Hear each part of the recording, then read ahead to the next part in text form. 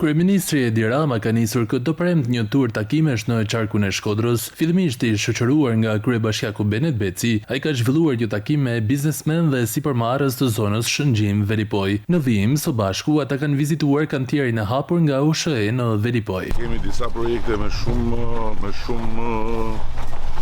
rëndësi këtu në Veripoj. Kemi disa zhvillime me sipërmarrjet vendase në hoteleri të nivelit lartë, që praktikisht janë shumë transformuese, mirë po duhet të jetë mbështetje me energji, se ndryshe.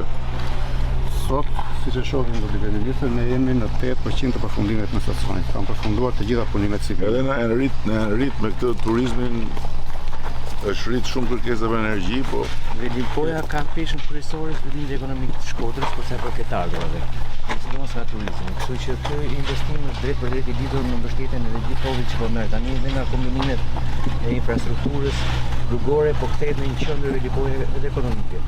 Kështu që ka paraprirë dhe jemi shumë kënaqur me investimin që do bëhet. Ky investim që po shkon drejt përmbytjes është i domosdoshëm për rritjen e fuqisë energjetike të kësaj zone me ngarkesë të madhe në sezonin turistik, si edhe në zhvillimin e mëtejshëm me projektet e reja të hotelerisë me 5 yje, ndërkohë punohet edhe projektin e ngjashëm për Alpet, ku rritja e madhe e turizmit ka imponuar një investim të konsiderueshëm për rritjen e fuqisë së rrjetit të energjisë.